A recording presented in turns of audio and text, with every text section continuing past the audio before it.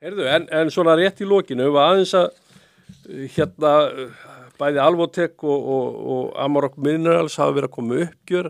Amarok farið að skila hagnaði og Alvotech líka að skila umtalsverðu sölu hagnaði af lyfjum.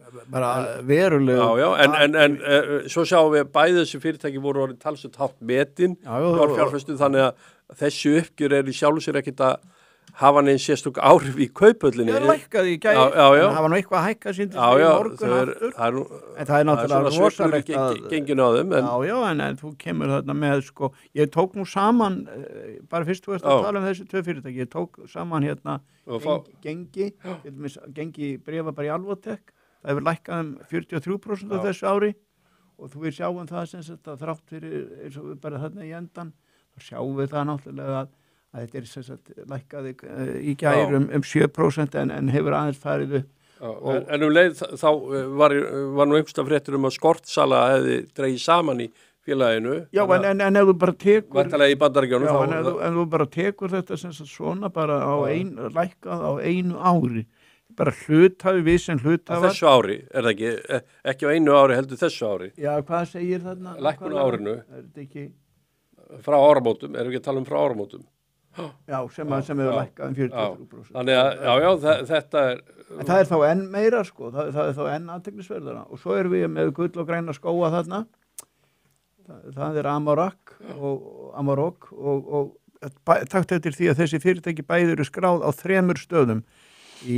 Sem sagt, Alvotech í Svíþjóð, Reykjavík og Bandaríkjunum.